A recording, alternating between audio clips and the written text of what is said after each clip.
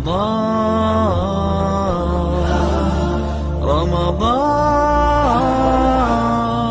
welcome holy month Ramadan, welcome Ramadan. Alhamdulillah wassalatu wassalamu ala rasulillah amma ba'd. Assalamualaikum warahmatullahi wabarakatuh. Alhamdulillah at kahit nakakalungkot man ay kailangan nating tanggapin na ilang araw magmula ngayon ustad ay magpapaalam na sa atin ang mabiyayang buwan, ang buwan ng Ramadan. Magkaganon pa man ay tayo ay natutuwa at inabutan natin ang mabiyayang buwan na ito. Sa araw na ito ay kasama natin walang iba kundi ang director ng Mahad Meba Al-Islami, ang ating butihing Sheikh, si Sheikh Abdullah Idris, at isasabihin niya sa atin sa araw na ito, ipapaliwanag niya ang patungkol sa pagtatapos sa buwan ng Ramadan. Kung ano ba, nasulit ba ng tao ang kanyang Ramadan? Hinusayan niya ba ang kanyang ibada sa buwan na ito? Ipapaliwanag sa atin ng ating butihing Sheikh kung ano ang pagtatapos sa buwan ng Ramadan. Ano ang mainam na pagtatapos sa buwan ng Ramadan? Falyatafaddal mashkuran ma'jur. Bismillah, Assalamualaikum warahmatullahi ta'ala wabarakatuh. Mga kapatid sa pananampalatayang Islam, nakakalungkot isipin na magtatapos na ang ating mapagpalang buwan. Ngunit hinihiling natin kay Allah subhanahu wa ta'ala na umabot pa tayo sa susunod na Ramadan, insyaallah ta'ala. Ang pagtatapos ng Ramadan, dito natin titingnan ang ating pagsisikap. At ito rin ang tinitingnan ng Allah subhanahu wa ta'ala, dahil ang ating propeta sallallahu alaihi wasallam ay kanyang binanggit, kanyang sinabi na innamal a'malu bi khawatimiha. Ang tunay na titingnan sa ating mga gawain ay ang kung saan magtatapos ito. Kabilang sa mga Muslim na kapag unang araw ng Ramadan, unang gabi ng Ramadan, ay punong-puno ang ating mga masjid kung saan sila ay magsasamba, magsasagawa ng pagdarasal ng tarawih o limang obliga sa atin na pagdarasal sa isang araw. Ngunit ang nakakalungkot doon ay habang tumatagal ang buwan na ito ay nababawasan ang mga tao dahil tumitigil sila. Hindi yun ang tinitingnan ng ating propeta sallallahu alaihi wasallam, dahil ang ating pagsagawa ng mga pagsasamba kay Allah subhanahu wa ta'ala ay hindi magtatapos sa pagtatapos ng Ramadan. Ang Ramadan ay hindi lamang ito ang buwan ng ating pagdarasal ng limang obligadong inobliga sa atin ng Allah subhanahu wa ta'ala. Hindi yun ang buwan ng ating sasagawa ng pagsamba kay Allah subhanahu wa ta'ala. Ngunit ang pagsasamba sa ating Panginoon ay tuloy-tuloy pa rin yun, mananatili yun hanggang sa ating pagpanaw. Ang sinabi ng Allah subhanahu wa ta'ala, wa'bud rabbaka hatta ya'tiyakal yakin.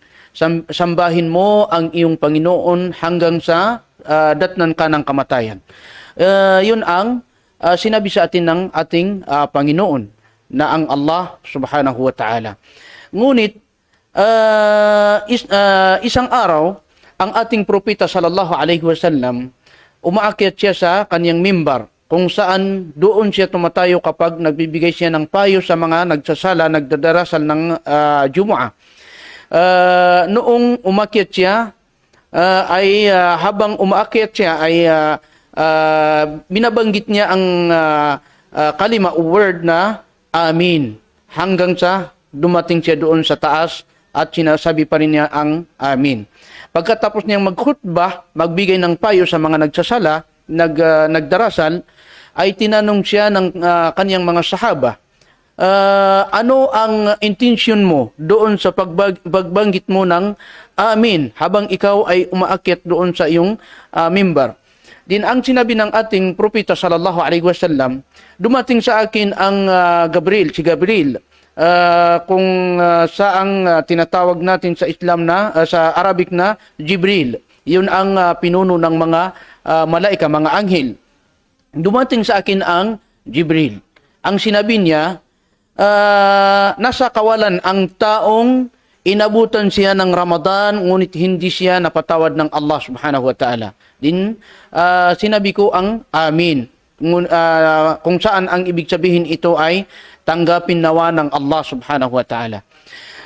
Pag-akyat ko na naman, sabi ng ating propeta, sinabi ni Jibril, nasa kawalan ang taong inabutan ang kaniyang dalawang magulang, ngunit hindi nila ito napatawad.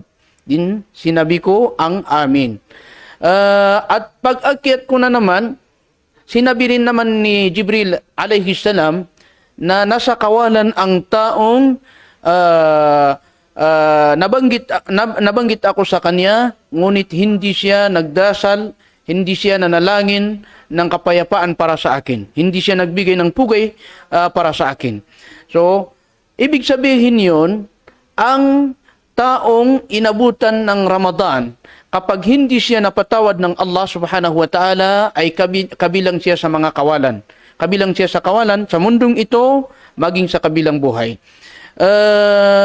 Ngunit kapag tayo naman, kapag ang mga Muslim, kapag ginawa nila kung ano ang iniutos sa kanila ng Allah, nagsumikap sila, gumising sila sa madaling araw upang kumain ng sahur, upang magdasal ng tahajjud, upang manalangin kay Allah, upang bumasa ng Quran, at hindi sinayang ang kanyang oras sa anumang bagay tulad ng pag-scroll ng Facebook, gaming ng cellphone, at o di kaya ang paglalaro sa gabi ng Ramadan, kapag hindi ito sinayang ang kanyang oras sa Ramadan, dahil doon lamang inilaan ang kanyang oras sa mga gawain na pagsamba kay Allah subhanahu wa ta'ala, ay sigurado na siya ay makukuha niya, makakamit niya ang gantimpala ng Laylatul Qadr.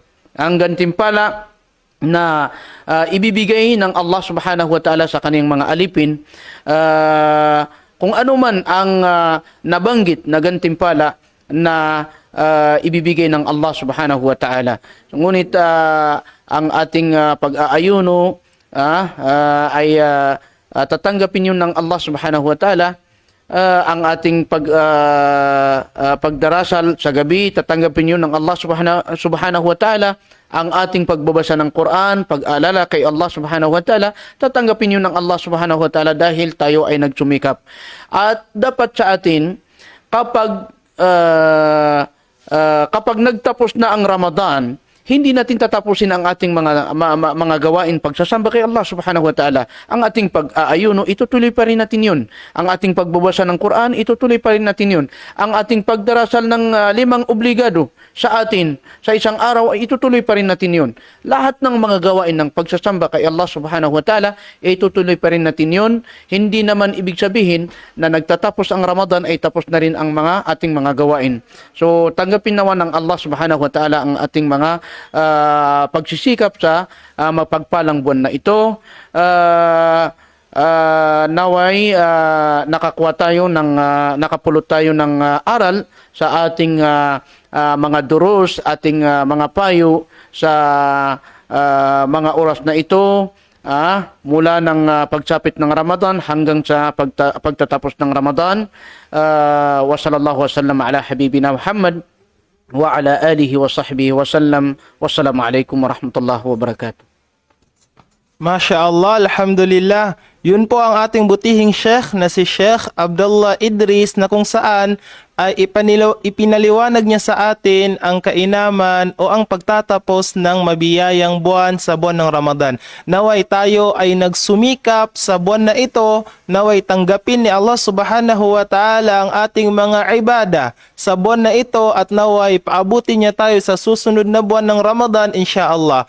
Bilang panghuli ay nais naming pasalamatan si Sheikh Abdullah Idris, ang director ng Mahad Meba Al-Islami, sa pagsama niya sa amin mula sa day 1 ng ating Ramadan Daily Lectures hanggang sa pagtatapos ng Ramadan daily lectures natin, andito pa rin siya, sumusuporta bilang lecturer ng ating programa.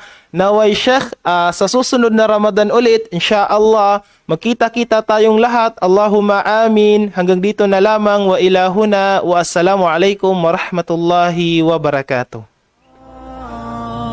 Welcome, holy month Ramadan.